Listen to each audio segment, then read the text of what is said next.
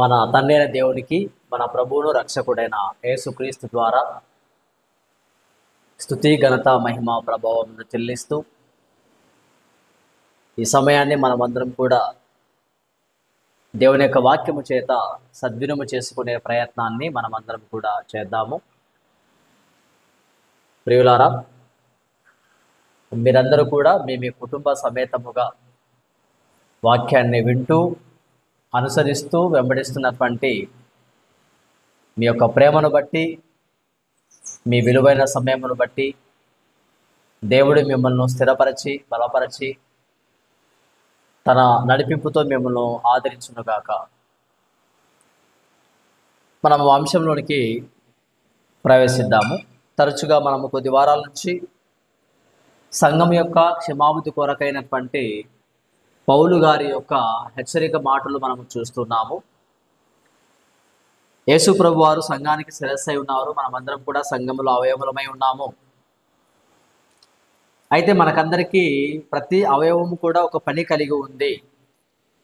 సంఘంలో సేవకుడు మాత్రమే పని చేయాల్సినటువంటి బాధ్యత మాత్రమే కాదు, ప్రతి వారు కూడా పని చేయాలి అనేటువంటి విషయాన్ని మనం చూస్తూ, కొందరు ప్రవచించండి, కొందరు బోధించండి, కొందరు హెచ్చరించండి, కొందరు పరిచర్య చేయండి,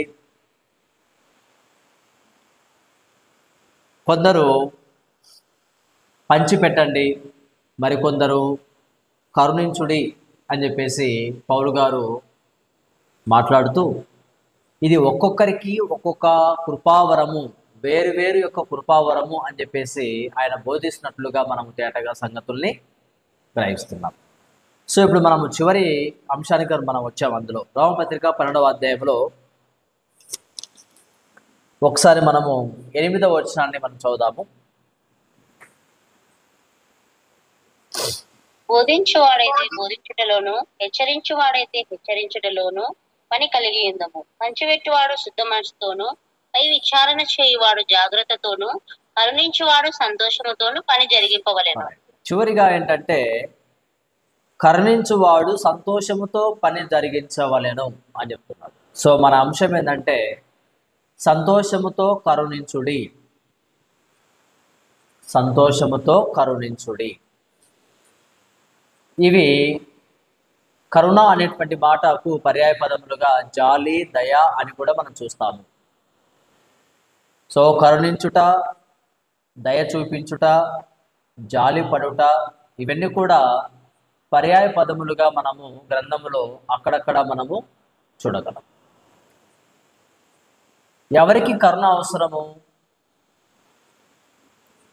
సంఘములో ఒకరికి ఒకరు మనము కరుణించుకోవాలి. కరుణించువారు, జాలి దయ చూపించేవారు సంఘములో ఉండాలి. సంఘములో వారు ఉంటేనే సంఘము క్షేమాభివృద్ధి చెందుతుంది, ఫలిస్తుంది, విస్తరిస్తుంది, అభివృద్ధి చెందుతుంది. సో ఎవరి పట్ల జాలి చూపించాలి? ఎందుకు దయ చూపించాలి? ఎందుకు కరుణించమంటున్నాడు? జాలి, దయ, కరుణ ఎప్పుడు అవసరము అని మనం మొదటగా చూద్దాం. జాలి, దయ, కరుణ మన సహోదరి సహోదరులకు ఎప్పుడు అవసరము? కీర్తనలు 25వ కీర్తన 16వ వచనాన్ని చదువుదాము. 25వ కీర్తన 16వ వచనము.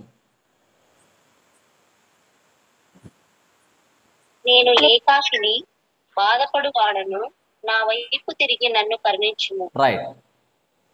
నేను ఏకాకిని. ఏకాకిని అంటే అర్థం ఏంటి? ఎవరు లేనివాడు.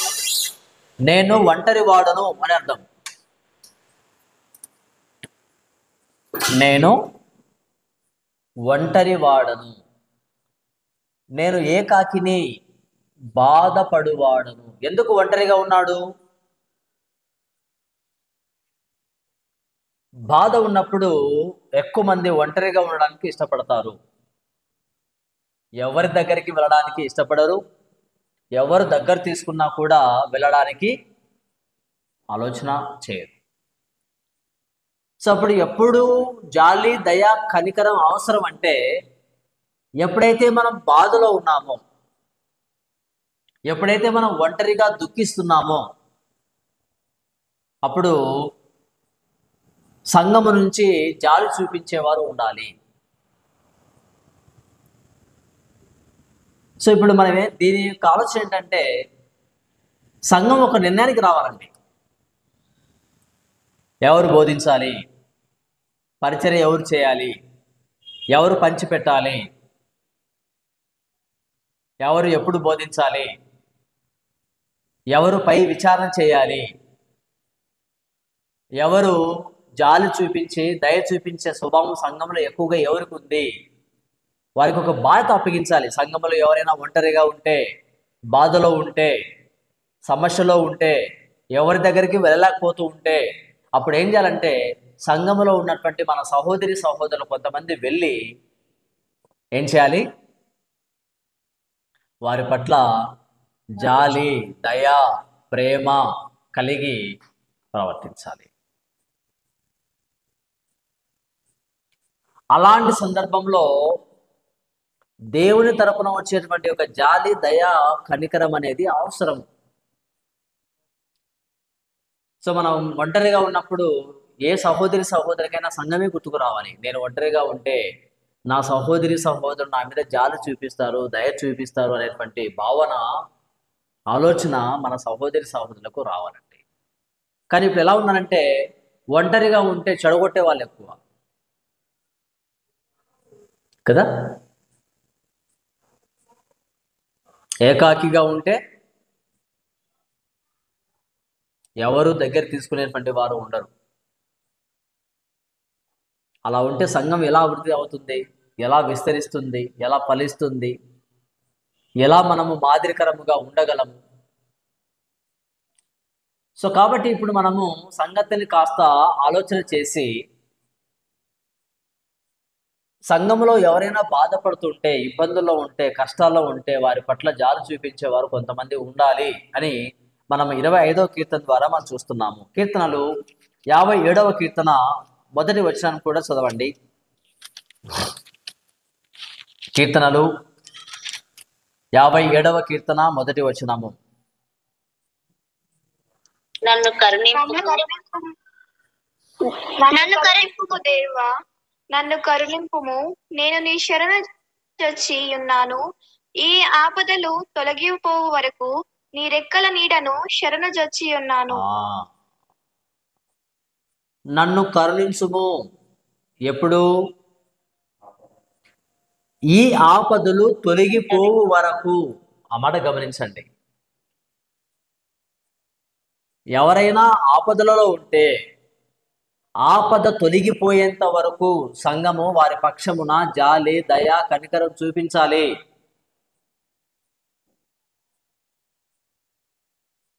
ఎవరైనా ఒంటరిగా ఉంటే సంఘము చేరదీసుకోవాలి. అవసరమైతే సంఘం పోషించాలి, అవసరమైతే సంఘం చేర్చుకోవాలి, అవసరమైతే సంఘము షెల్టర్ కల్పించాలి. ఎంతవరకు? ఆపద తొలగిపోయేంత వరకు. సో మన సహోదరి సహోదరులు ఎవరైనా ఆపదలో ఉంటే సంఘంలో వారి దగ్గరికి వెళ్ళి జాలి, దయ, కరుణ చూపించేటువంటి పరిస్థితి ఉండాలి. మరి ఉండాలంటే సంఘము క్షేమాభివృద్ధి చెందాలి. క్షేమాభివృద్ధి చెందకపోతే సంఘం మీదనే జాలి చూపించే పరిస్థితి ఉంటుంది. అప్పుడు ఈరోజు మన స్థానిక సంఘాల పరిస్థితులు ఎలా ఉన్నాయంటే, మనం సరిగా విస్తరించకపోవడం వలన, సరిగా క్షేమాభివృద్ధి చెందకపోవడం వలన మన మీదనే ఇతరులు జాలి చూపించే పరిస్థితి ఉంది.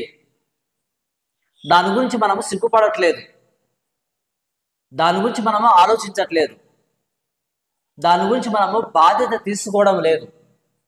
ఆ విధముగా సంఘాన్ని మనము ముందుకు తీసుకెళ్ళడం లేదు. ఆ విధంగా సంఘానికి మనం నేర్పించడం లేదు.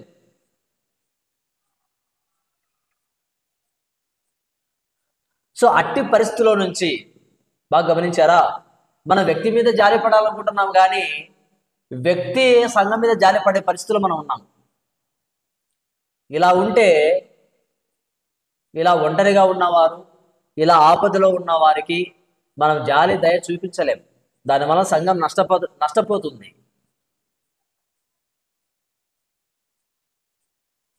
సో కాబట్టి ఎవరైతే బాధలలో ఒంటరిగా ఉండి దుఃఖిస్తున్నారో, ఎవరైతే ఆపదలలో ఉన్నారో అలాంటి వారికి స్థానిక సంఘం ఏం చేయాలంటే దయ చూపించాలి. దాని కొరకు ప్రత్యేకంగా కొంతమందిని మనం తయారు చేయాలి.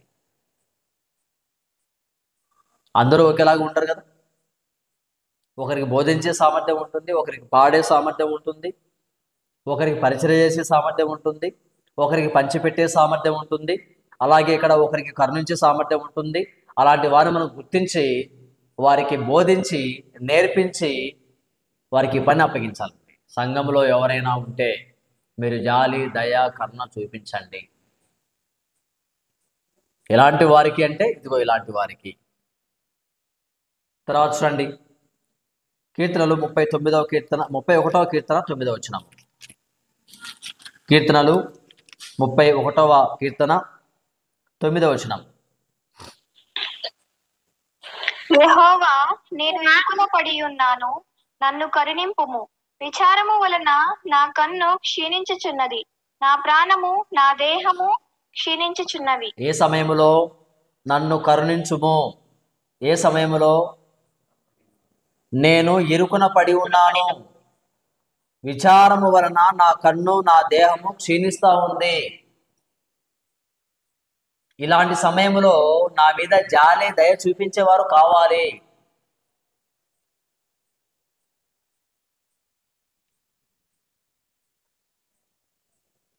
కదా.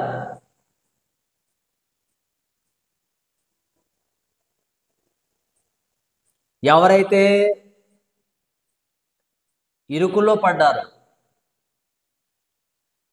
ఇరుకులో అంటే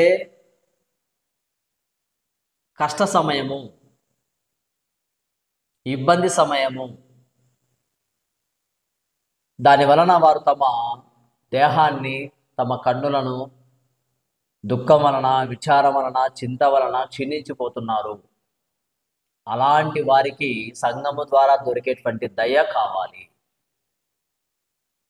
అలాంటి వారి పట్ల మనము దయ చూపించాలి, జాలి పడాలి. తర్వాత చూడండి, 51వ కీర్తన, కీర్తనలు 51వ కీర్తన మొదటి వచనం చదవండి. దేవా, నీ కృప చొప్పున నన్ను కరుణింపుము, నీ వాత్సల్య బహుల్యము చొప్పున నా అతిక్రమములను తుడిచివేయము. ఎప్పుడు కావాలి? నీ కృప చొప్పున నన్ను కరుణింపుము. ఎప్పుడు? నా అతిక్రమములను చేసినప్పుడు. ఈరోజు అతిక్రమం చేసే వాళ్ళని మనం ఏం చేస్తున్నామంటే వాళ్ళని త్రోసిపుచ్చేదానికి ప్రయత్నం చేస్తున్నాం. వారి మీద జాలి దయ కనికరం చూపించే ప్రయత్నం లేదు. నేను మంచోడ్నే, కానీ నా సహోదరుడు అతిక్రమం చేశాడు. సో నేను వెంటనే అతను ఏం చేస్తున్నా అంటే, ఇతను అతిక్రమం చేశాడు కాబట్టి అతను దూరం పెట్టేసేయండి, అతడు మంచోడు కాదు, చెడ్డోడు. మరి ఇలా అందరినీ మనం చేసుకుంటూ పోతే ఇంకా జాలి దయ ఎవరి మీద చూపించాలా? మంచిగా ఉన్న వాళ్ళకి జాలి దయ కనికరం అవసరమా? సో ఇక్కడ దావీదు అంటున్నారు, నేను అతిక్రమం చేశాను, నా అతిక్రమము నేను చేసినప్పుడు నీ కృప చొప్పున నన్ను నువ్వేం చేయాలంటే కరుణ చూపించు, నన్ను కరుణించు అంటే నా మీద జాలి చూపించు, నా మీద దయ చూపించు అని అర్థం.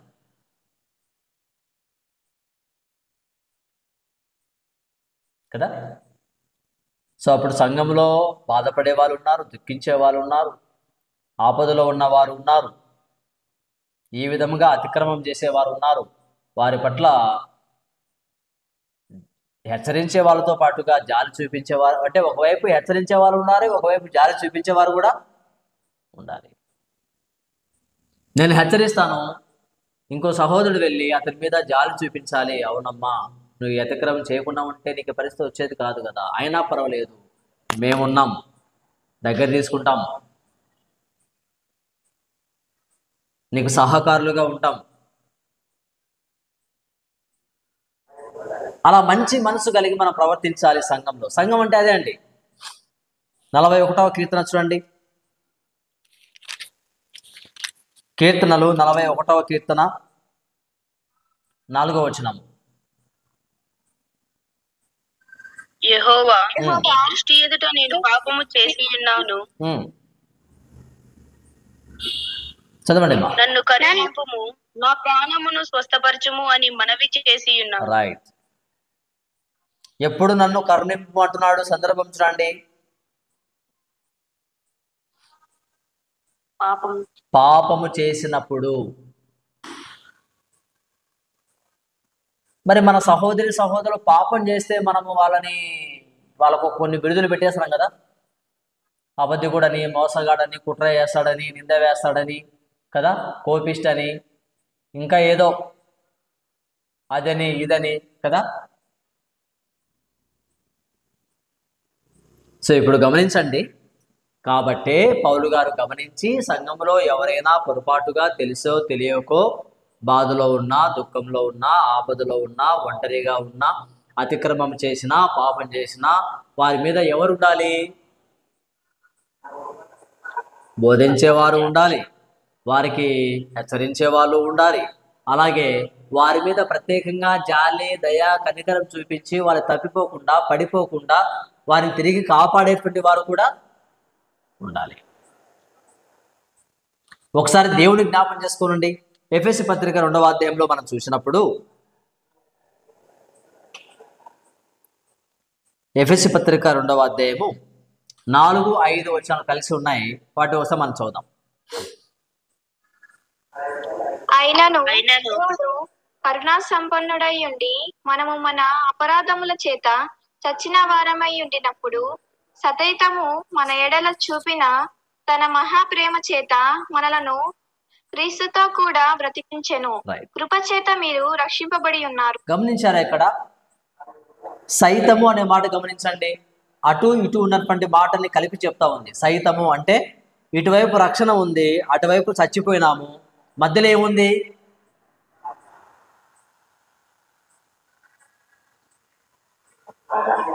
ఇటువైపు రక్షణ ఉంది, అటువైపు పాపము చేత, అపరాధం చేత చచ్చిపోయాము, మధ్యలో ఏముంది?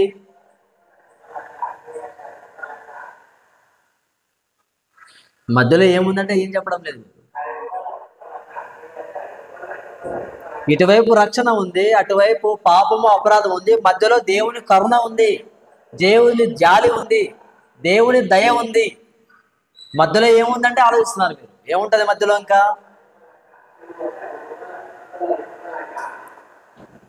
ఆయనను దేవుడు కరుణా సంపన్నుడు. ఎప్పుడు? మన పాపములో, మన అపరాధములో.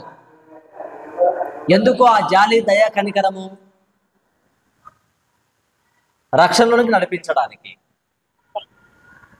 కదా. మరి దేవుడు కనికరము చూపించకపోతే, జాలి చూపించకపోతే మనం ఎలా ఉండేవారము?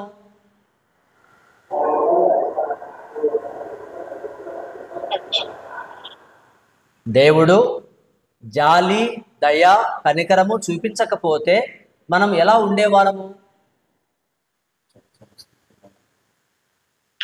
మన అపరాధం చేత చచ్చిపోయిన వారముగానే ఉంటాం.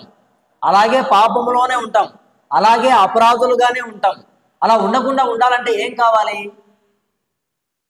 జాలి, దయ అవసరం. అలాగే సంఘంలో కొంతమంది నశించిపోతున్నారు, తప్పు చేస్తున్నారు, లేదా అతిక్రమం చేస్తున్నారు. అలాంటప్పుడు వారి మీద మనం ఏం చేయాలి? వారి మీద నిందలు వేయాలా? వారిని దూషించాలా? అలా చేస్తున్నామంటే సంఘాన్ని పాడు చేస్తున్నామని అర్థం.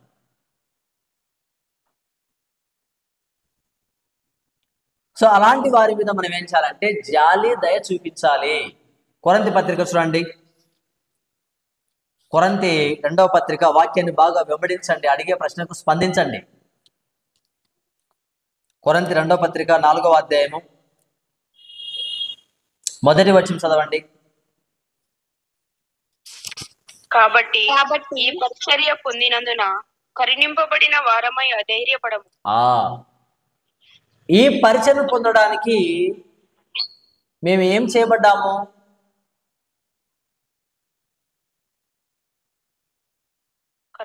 కరుణించబడ్డాము. జాలి దయ చూపించాడు దేవుడు. జాలి దయ చూపించకపోతే ఈ పరిచర్య మాకు అప్పగించబడదు.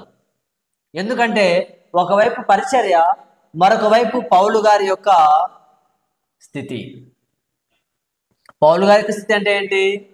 దూషకుడు, హింసకుడు, హానికరుడు కదా, పాపులలో ప్రధాన పాపి. మరొక వైపు ఏముంది? పరిచర్య. మధ్యలో ఏముంది?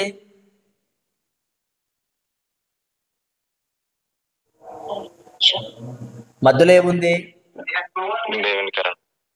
దేవుని యొక్క కరుణ, జాలి, దయ. అది చూపించకపోతే వీరు పరిచర్య చేసేవారు కాదు. అలాగే ఈరోజు మనం కూడా సంఘంలో ఎవరైనా కాస్త తప్పిపోతూ ఉంటే, పడిపోతూ ఉంటే, అలక్ష్యముగా ఉంటే, నిర్లక్ష్యంగా ఉంటే, అశ్రద్ధగా ఉంటే, చులకనగా ఉంటే, తేలిగ్గా ఉంటే కదా, అలాంటి వారి ఎడల మనం ఏం చేయాలంటే, కొంతమందిని నియమించబడి వారేం చేయాలంటే, ఒకవైపు రక్షణ, మరొక వైపు అపరాధం ఉంది, మధ్యలో ఎవరో ఒకరు జాలి, దయ, కనికరం చూపించేవారు కూడా అవసరము. మరి ఉన్నారా? మనకు ఆజ్ఞ ఏంటి? సో ఇప్పుడు మనకున్న ఆజ్ఞలు అని కొన్ని విషయాలు మనం ధ్యానం చేద్దాం. మనకున్నటువంటి ఆజ్ఞలు ఎఫెసీ పత్రిక 4వ అధ్యాయము 32వ వచనం చూద్దాం. ఎఫెసీ పత్రిక 4వ అధ్యాయము 32వ వచనం. ఒకని ఎడల ఒకడు దయ కలిగి, ఎవరైనా ఒకరు స్పష్టంగా దయచేసి, ఇది యూట్యూబ్లో లైవ్ వెళ్తూ ఉంటుంది. ఆ తర్వాత భవిష్యత్తులో కూడా ఎంతో మంది వాక్యం వింటూ ఉంటారు.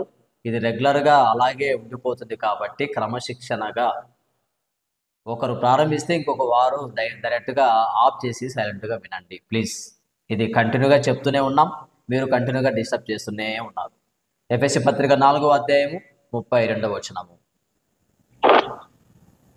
ఒకని ఎడల ఒకడు దయ కలిగి కరుణా హృదయులై, క్రీస్తునందు దేవుడు మిమ్మును క్షమించిన ప్రకారము మీరును ఒకరినొకరు క్షమించుడి. ఇక్కడ మంచి విషయాన్ని మనం కాస్త ధ్యానం చేయబోతున్నామండి.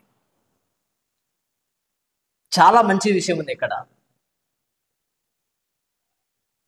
ఏంటి మంచి విషయం అంటే, ఒకరి ఎడల ఒకరు అనే మాటనే చాలా విశేషమైనటువంటి మాట. అంటే దాని అర్థం ఏంటంటే, ఎల్లప్పుడూ నేనే నీ మీద దయ చూపించాలని కాదు. ఇప్పుడు నేను నీ మీద దయ చూపిస్తే రేపు భవిష్యత్తులో నేనేదైనా పొరపాటు చేస్తే అప్పుడు నా మీద ఏం చేయాలి? మీరు ఏం చేయాలండి? వింటున్నారా?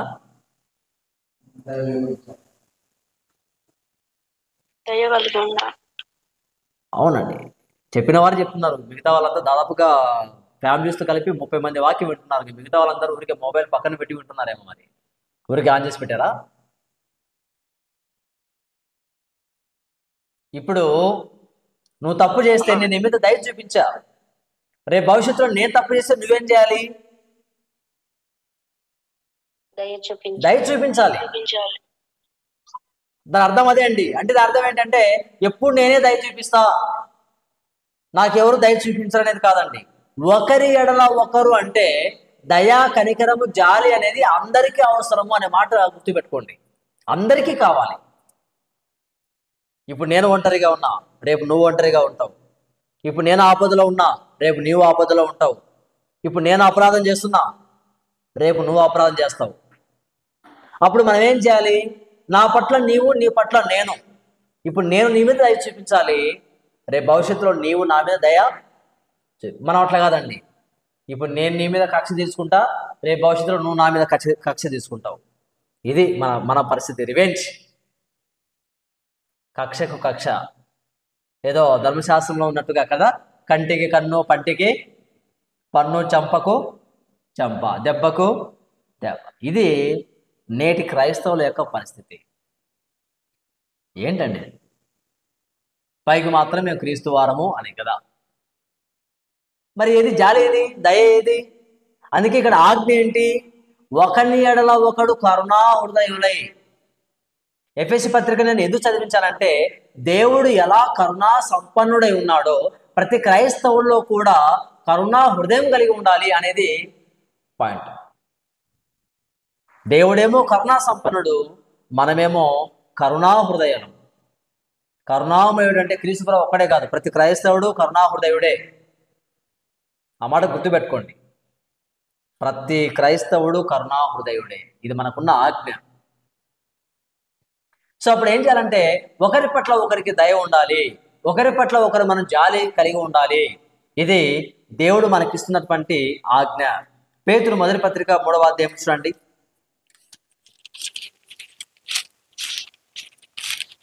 పేతురు మొదటి పత్రిక 3వ అధ్యాయము 8వ వచనం చదవండి. తుదకు మీరందరూ ఏక మనస్కులై ఒకరి సుఖ దుఃఖములనందు ఒకరు పాలుపడి సహోదర ప్రేమ గలవారును కరుణా చిత్తులను వినయ మనస్కులైన వారై ఉండుడి. రైట్. ఒకరి సుఖ దుఃఖముల యందు ఒకరు పాలుపడి సహోదర యొక్క ప్రేమ కలిగి కరుణా చిత్తులుగా ఉండండి. ఒకరి పట్ల ఒకరు ఎలా ఉండాలి? కరుణ విషయంలో మనం చిత్తం అనేవారుగా ఉండాలి. దయ చూపించడంలో ఎప్పుడు చిత్తం అని ఉండాలి. చిత్తం అంటే రెడీ, బీ రెడీ అని అర్థం. దేనికోసం బీ రెడీ? దయ చూపించడానికి, జాలి చూపించడానికి.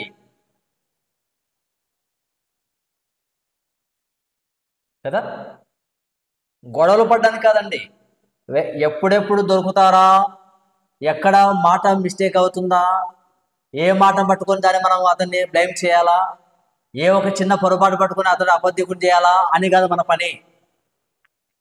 అలా ఏదైనా పొరపాటుగా వస్తే, ఏదైనా పొరపాటుగా మాట్లాడితే ఏం చేయాలి? మనము అతని ఎడల జాలి, దయ, కనికరము చూపించి కాస్త ఓర్చుకొని సహించుకొని కదా, ఒకరి ఎడల ఒకరు మనము ఒక ఆజ్ఞ ఉంది మనకి, నాకు నీకు మధ్య ఒక ఆజ్ఞ ఉంది. ఏంటంటే, దేవుడు మన ఎడల ఎలా కరుణా సంపన్నుడై ఉన్నాడో అలాగున మనము కూడా కరుణా హృదయములను, కరుణా చిత్తము గల వారిమై ఉండాలి అని దేవుని యొక్క మనకు ఆజ్ఞ ఉందండి.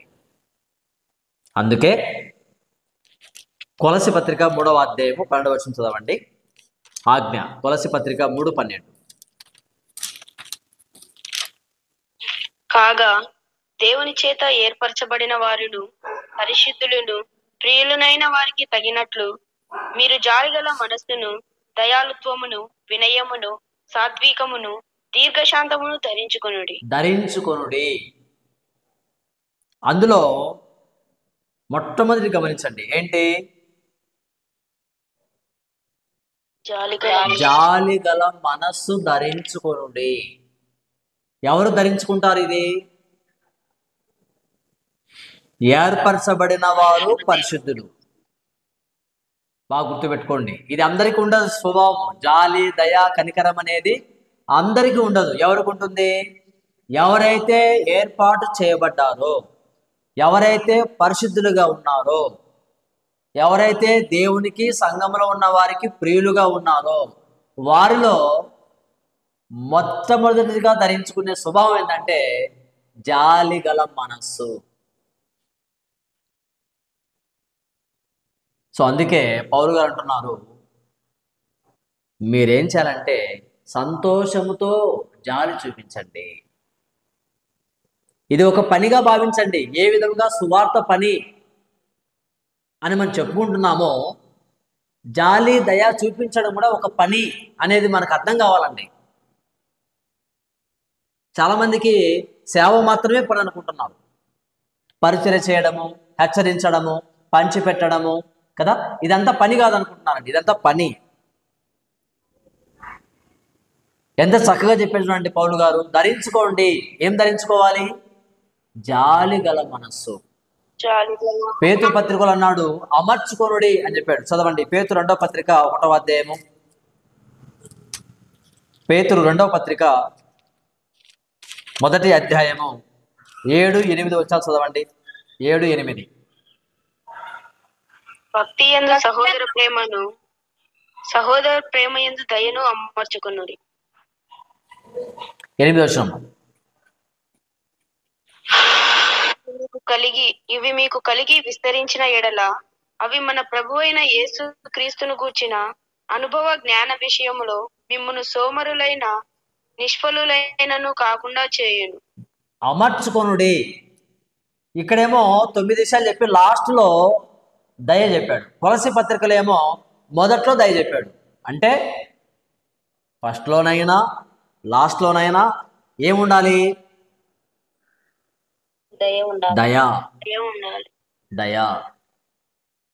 ఆత్మఫలము గలతీ పత్రిక 5:22 మీకు అందరి కంఠస్థ వాక్యం, రెఫరెన్స్ రాసుకునే వారి కొరకు చెప్పాను. గలతీ పత్రిక 5:22. అందులో ఆత్మఫలములో ఒకటి ఏంటి? దయాలుత్వము. దయాలుత్వము.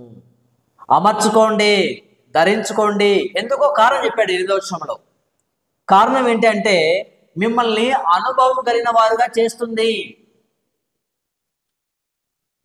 జాలి దయ ఉంటే ఏమొస్తుంది? అనుభవం వస్తుంది. 8వ వచనం చూడండి. ఇవి మీకు కలిగి విస్తరించిన ఎడల క్రీస్తును గూర్చిన అనుభవ జ్ఞాన విషయంలో మనం ఎలా ఉండమంటే సోమరులుగా ఫలము లేని వారముగా ఉండం. ఏముంటే? జాలి దయ కనికరము ఉంటే చూడండి అనుభవం వస్తుందండి. అనుభవం కదా. ఒకసారి యేసుప్రభు చెప్పిన మాట గుర్తు చేసుకుందాం. మత్తయి సువార్తకి వెళ్ళిపోదాం ఒకసారి. 18వ అధ్యాయంలో,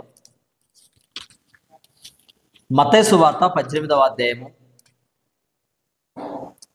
33వ వచనం చదవండి. 33. నేను నిన్ను కరుణించిన ప్రకారము నీవును నీ తోడి దాసుని కరుణింపవలసి ఉండెను గదా అని వానితో చెప్పాను. నేను నిన్ను ఎందుకు కరుణించాను? ఒక్కరినొకడు కరుణించుకొనుడి అని చెప్పాడు కదా. నేను నిన్ను కరుణించానంటే నువ్వేం చేయాలి? నీ తోడి వాడిని కరుణించాల్సింది. నువ్వు నాకు బాకీ ఉన్నావు, నేను నీ మీద దయ చూపించిన. వేరే వాడు నీకు బాకీ ఉన్నావు, నువ్వేం చేశావు? అతని గొంతు పట్టుకున్నాడు కదా గట్టిగా, నా అప్పు చెల్లిస్తావా లేదా అని. అలాగే నేను తప్పు చేశా, దేవుడు క్షమించాడు. నువ్వు తప్పు చేస్తున్నావు, నేనేం చేస్తున్నా? ఆ తప్పుని ఎత్తి పట్టుకొని సంఘానికి అంతా చూపించి ఇతను చెడ్డోడు చెడ్డోడు చెడ్డోడు చెడ్డోడు చెడ్డోడు చెడ్డోడు చెడ్డోడు చెడ్డోడు చెడ్డోడు చెడ్డోడు. అవునా? అదే చెప్తున్నాడు యేసుప్రభు వారు. నేను నీ మీద చూపించా, నువ్వేం చేశావు? అతని మీద నువ్వు చూపించాల్సింది జాలి దయ. ఒక ఉపమానం చెప్పాడు. లూకాసు వార్తకు రండి ఇప్పుడు ఒకసారి. మనం ఒక మంచి సందర్భాన్ని చదువుదాం. ఇప్పుడు లూకాసు వార్త మనకు అందరికీ తెలిసినటువంటి ఒక మంచి సందర్భం ఇక్కడ ఉంది. 10వ అధ్యాయంలో మనం చూస్తే ఎవరి మీద జాలి చూపించాలి అని మనం ప్రశ్న వేసుకుంటే ఒక మంచి సమాధానం ఇక్కడ ఉంది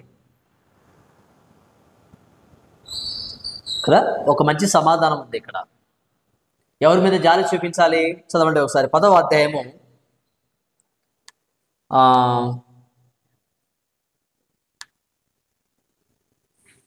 8వ వచనం అంటే 33-34 చదవండి. 33-34. అయితే ఒక సమరయుడు ప్రయాణమై పోవచ్చు అతడు పడియున్న చోటికి వచ్చి అతనిని చూచి అతని మీద జాలిపడి దగ్గరకు పోయి నూనెయు ద్రాక్షారసమును పోసి అతని గాయములను కట్టి తన వాహనము మీద ఎక్కించి ఒక పూటకూళ్ళ వాని ఇంటికి తీసుకొని పోయి అతని పరామర్శించాడు. రైట్. ఎవరి మీద జాలి?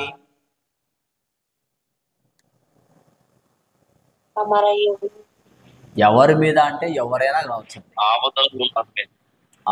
ఎవరైనా కావచ్చండి. మనవాడే ఉండాలి, మనకు తెలిసిన వాడే ఉండాలి, నాకు పరిచయం ఉండాలి కదా, నేను చూచి ఉండాలి, ఎవరైనా కావచ్చండి. సంబంధం లేని వ్యక్తి ఇక్కడ ఎవరో ఒక వ్యక్తి దొంగల చేత దోచుకొనబడి కొట్టబడి పొర ప్రాణంతో అక్కడ పడి ఉన్నాడు. అయితే అతని మీద జాలి చూపించేవారు లేరు, అందరూ దూరంగా వెళ్ళిపోయారు. అయితే ఇక్కడ ఒక వ్యక్తి ఏం చేశాడంటే అతని మీద ఏం చేశాడు, ఒక సమరయుడు ప్రయాణమైపోవచ్చు కదా దగ్గరకు వచ్చి ఏం చేశాడు, మొదటగా ఏం చేశాడు, ఫస్ట్ అండి అతని మీద జాలిపడి, అతని మీద జాలిపడి ఆ జాలి దగ్గరకు పోయేలాగా చేసింది, ముట్టుకునేలాగా చేసింది, ఎత్తుకునేలాగా చేసింది, ఇచ్చేలాగా చేసింది, ఖర్చు చేసేలాగా చేసింది. ఇంత చేసింది ఏంటి? జాలి. దయ. అవునండి, జాలి. మరి మనం ఎవరికైతే ఇచ్చేదనుకున్నాము,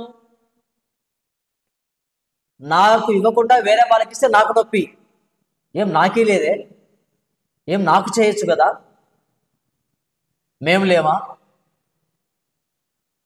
కదా. ఎవరైతే ఆస్తులు ఉన్నారో, ఎవరైతే ఇబ్బందులు ఉన్నారో వారి మీద జాలి చూపించాలి. జాలి, దయ, కరుణకు బెస్ట్ ఎగ్జాంపుల్గా ఒక వ్యక్తి ఉన్నారండి. గెస్ చేయండి ఒక వ్యక్తిని, ఎవరు?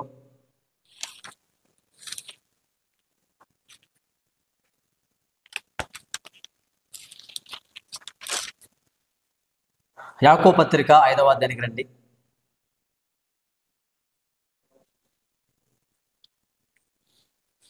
యాకోబు పత్రిక 5వ అధ్యాయము 11వ వచనం. అందించిన వారిని ధన్యులను కొనుచున్నాము కదా, మీరు యోబు యొక్క సహనమును గూర్చి వింటిరి. ఆయన ఎంతో జాలియు కనికరమును గలవాడని మీరు తెలుసుకొని ఉన్నారు. ఎవరు?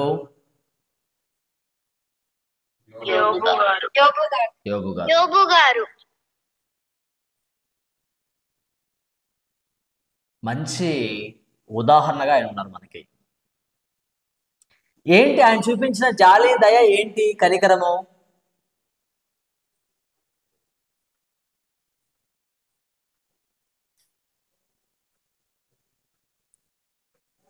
గమనించండి, దేశంలో బీదలు ఉన్నప్పుడు బీదల ఎడల ఏం చేశాడు ఆయన?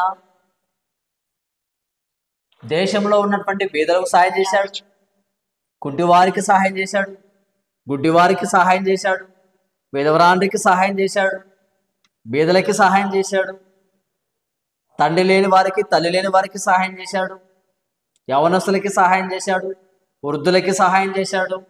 అలాగే తన మీద నేరస్థాపన చేసినటువంటి తన స్నేహితుల మీద కూడా ఏం చేశాడు ఆయన? జాలి చూపించాడు. మన మీద నేరస్థాపన చేస్తే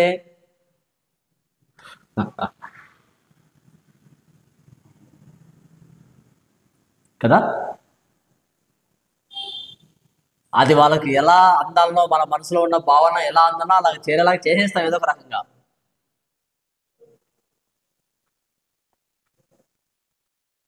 సో ఇక్కడ యోబు గారి గురించి చెప్తున్నారు ఏమనంటే, యోబు యొక్క సహనాన్ని మీరు విన్నారు కదా, అతడు ఎంతో జాలి అనే మాట చూడండి. చదివేటప్పుడే ఎలా చదవాలంటే, ఎంతో జాలియు కనికరమును గలవాడని మీరు తెలుసుకొని ఉన్నారు. ఆల్రెడీ మీకు తెలుసు దీని గురించి, ఎంతో జాలి. మరి ఈరోజు సంఘంలో మనకి ఒకరి పట్ల ఒకరికి జాలి ఉందా? సంఘంలో జాలి దయ చూపించేవారు ఉన్నారా? దేవుడు ఆనాటి యూదులకి కూడా ఒక ఆజ్ఞ ఇచ్చారండి. ద్వితీయోపదేశకాండానికి రండి, 15వ అధ్యాయంలో ఒక మాట జ్ఞాపకం వస్తూ ఉంది, చూద్దాము. ద్వితీయోపదేశకాండము 15వ అధ్యాయము 7వ వచనాన్ని చదువుదామండి. 15వ అధ్యాయం 7వ వచనము. నీ దేవుడైన యెహోవా నీకిచ్చుచున్న దేశమందు నీ నీ పురములలో ఎక్కడైనాను నీ సహోదరులలో ఒక బీదవాడు ఉండిన ఎడల బీదవాడైన నీ సహోదరుని కరుణింపకుండా నీ హృదయమును కఠినపరచుకొనకూడదు. ఇదొక ఆజ్ఞ అండి. ఆజ్ఞ ఏంటంటే నువ్వు కఠినంగా ఉండకూడదు.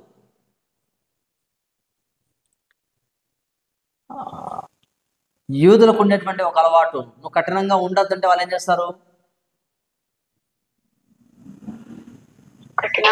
కఠినంగా ఉంటారు వాళ్ళు. మనం కూడా అంతే కదా. హెబ్రీ పత్రిక గుర్తుందా? హెబ్రీ పత్రికలో మనం చూస్తే 3వ అధ్యాయంలో వారు తమ హృదయాన్ని కఠినం చేసుకున్నారు. ఎవరి విషయంలో? దేవుని విషయంలోనే వారు కఠినంగా ఉన్నారు. చూడండి ఒకసారి హెబ్రీ పత్రిక రండి ఒకసారి. హెబ్రీ పత్రిక 3వ అధ్యాయము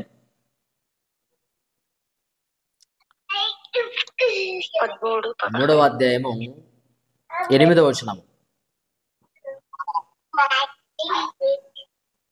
నేడు మీరైన శబ్దము వినిన ఎడల అరణ్యంలో శోధన దినమందు కోపము పుట్టించినప్పటి వల్లే మీ హృదయములను కఠినపరచుకొనకుడి. కఠినపరచుకొనకుడి కదా. మరి వాళ్ళు కఠినపరుచుకున్నారా?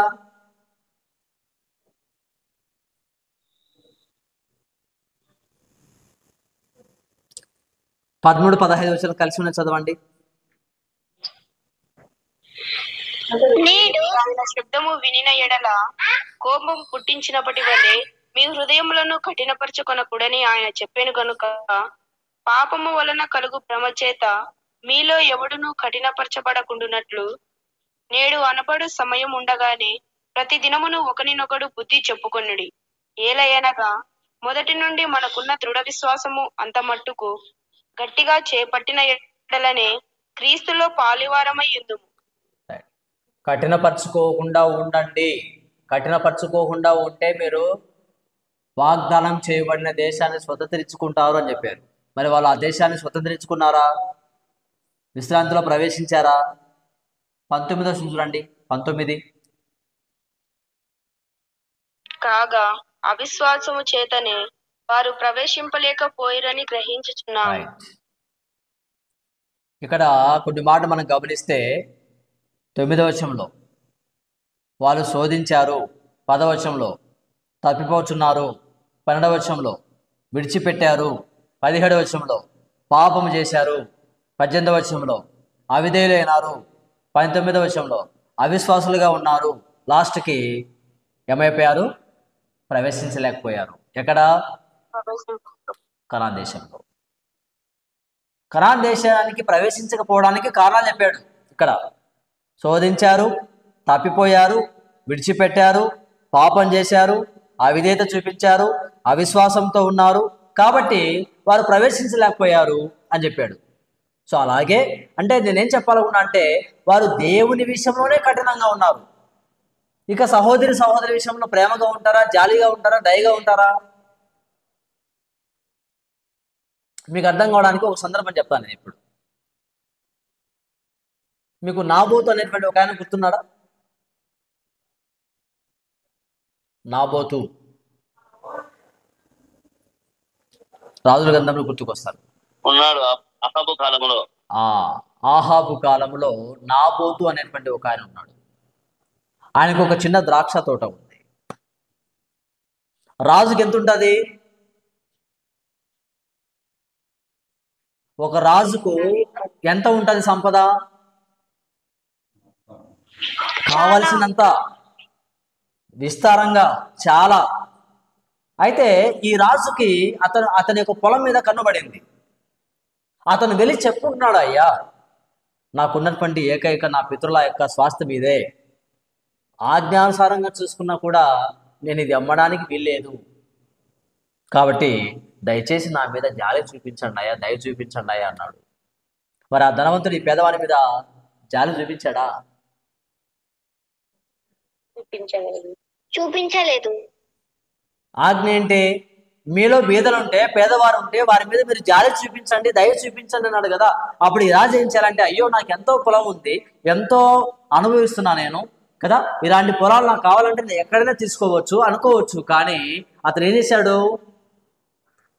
అతని విషయంలో తన భార్య మాట విని కఠినంగా ప్రవర్తించి అతని మీద జాలికి బదులుగా అతని మీద ఏం చేశాడు? నిందలు వేసి అతను కొట్టి చంపి ఆ పొలాన్ని లాక్కున్నాడు. ఇక్కడ పాఠం ఏంటంటే, అతడు ఎవరి దయను కోల్పోయాడు?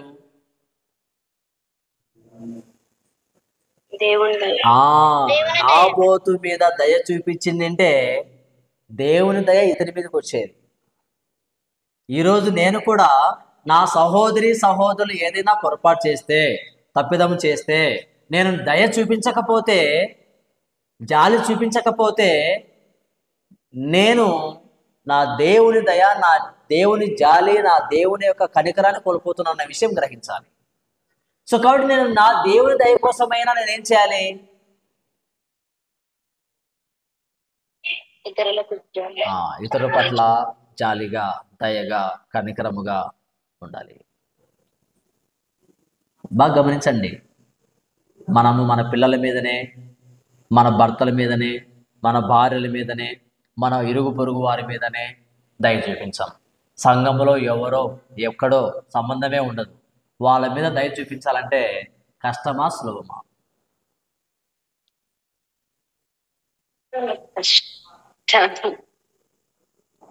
ఆలోచించేయండి కదా. దేవుని యొక్క మాట మనకందరికీ తెలిసిన మాట, కంఠస్థ వాక్యం. దయ కలిగిన వారి ఎడల దయ చూపించును, కఠినుల ఎడల ఎలా ఉంటాడు ఆయన? కఠినుల ఎడల ఎలా ఉంటాడు ఆయన? వికటముగా ఉంటాడు. నువ్వు దయ చూపిస్తే నీ మీద దయ ఉంది. ఒకరికొకరు దయని చెప్పాడు కదా. మరి నువ్వు దయ చూపించకపోతే దేవుడేమో నీకు దయ చూపించాలా, నువ్వేమో ఎవరు దయ చూపించావు? మత్తయి సువార్తని చదివించింది అదే. నేను నీ మీద దయ చూపిస్తే నువ్వేం చేసావంటే వెళ్ళి వాడు గొంతు పట్టుకున్నాడు కదా. మళ్ళీ తిరిగి దేవుని యొక్క దయ ఎలా వస్తుంది నాకు? సో కాబట్టి గమనించండి నా ప్రియ సహోదరులారా, మన స్థానిక సంఘాలు అభివృద్ధి చెందకపోవడానికి, విస్తరించకపోవడానికి ఇలాంటి కారణాలు ఎన్నో ఉన్నాయి. దయ చూపించకపోతే మన సంఘములు విస్తరించవు, ఫలించవు, అభివృద్ధి చెందవు. అందరినీ మనం నెట్టుకుంటూ వెళ్ళిపోతూనే ఉంటాం. సో అందుకే సంఘములో కొంతమంది బోధించేవారు ఉండాలి, పరిచర్య చేసేవారు ఉండాలి, హెచ్చరించేవారు ఉండాలి, పంచిపెట్టేవారు ఉండాలి, కరుణించువారు ఉండాలి, ప్రవచించువారు ఉండాలి అని దేవుడు ఎంతో ఆశపడుతున్నాడు. కానీ సంఘంలో ఎవ్వరు ఉండడు, ఒక్కరే ఉండేది, సేవకుడు తప్ప ఇంకెవరు ఉండరు. సేవకుడు ఎంతమందికి బోధిస్తాడు, ఎంతమందిని కరుణిస్తాడు, ఎంతమందికి పంచిపెడతాడు కదా. ఆలోచించేయండి, కాస్త బాధ్యతగా ఆలోచించేయండి, న్యాయముగా ప్రవర్తించండి. సో చాలా సంగతులు ఈ యొక్క రోమపత్రిక 12వ అధ్యాయం ద్వారా మీకు చాలా సంగతులు బోధపడ్డాయని చెప్పేసి నేను ఆశపడుతూ ఉన్నాను. కాబట్టి మన స్థానిక సంఘాల్లో మన సహోదరులు అర్హులైన వారు ఎవరైనా ఉన్నారా అని గుర్తించండి. లేకపోతే భవిష్యత్తు కొరకు తయారు చేయండి. జాలి చూపించేవారుగా, పంచిపెట్టేవారుగా, పరిచర్య చేసేవారుగా, హెచ్చరించేవారుగా, బోధించేవారుగా, ప్రవచించేవారుగా మనము వారిని తయారు చేసుకోవాలి కదా. మనం ఏంటంటే అన్ని నా ఆటలు సాగాలి కాబట్టి నేనేం నేర్పించాను, నేను చెప్తాను వినాలంతే. ఇలా ఉన్నావు అనుకోండి, నువ్వు మాత్రం బాగా అభివృద్ధి చెందుతావు, సంఘం మాత్రం అభివృద్ధి చెందదు, విస్తరించదు, ఫలించదు, మాదిరిగా ఉండదు. అక్కడ దేవుని యొక్క చిత్తం జరగదు. అప్పుడు సంఘము నశించిపోతుంది, కృషించిపోతుంది, అంతరించిపోతుంది కదా. అసలు సంఘమే కనుమరుగై పోతుంది. అలా జరగకుండా ఉండడానికే పౌలు గారు చెప్తున్నటువంటి బోధ ఏంటంటే, ప్రతి ఒక్కరికి పని ఉంది. మీకు అప్పగించబడిన పని ఎలా చేయండి? జాగ్రత్తతో, సంతోషముతో చేయండి. సంతోషముతో చేయండి. తప్పదు కాబట్టి చేయకపోతే ఏమంటారు అని అలా చేసామనుకోండి, ప్రయోజనము ఉండదు. సరే, దేవుని చిత్తం అయితే మనం ఇంతవరకు ఎన్నో సంగతులు నేర్చుకున్నాము. రాబోయేటువంటి దినములలో, సమయములలో మరిన్ని సంగతులు మనం నేర్చుకునేటువంటి ప్రయత్నాన్ని చేద్దాము. ఓపికతో ఉన్న మీకు అందరికీ ప్రభు నామములో వందనములు చెల్లిస్తూ, నా ప్రియ సహోదరి సహోదరులారా, మన స్థానిక సంఘముల యొక్క అభివృద్ధి కొరకు మనమందరం కూడా వాక్యాన్ని అంగీకరించి, ఒప్పుకొని, మార్చుకొని, నేర్చుకొని ఆ ప్రకారంగా జీవించే ప్రయత్నాన్ని చేద్దాము.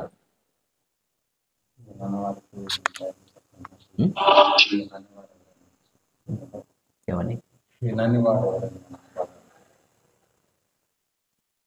ఒకవేళ ఈ భాగంలో పూర్తిగా ఎవరైనా వినకపోతే యూట్యూబ్లో ఉన్నాయి, ప్రతి పాటు ఉన్నాయి.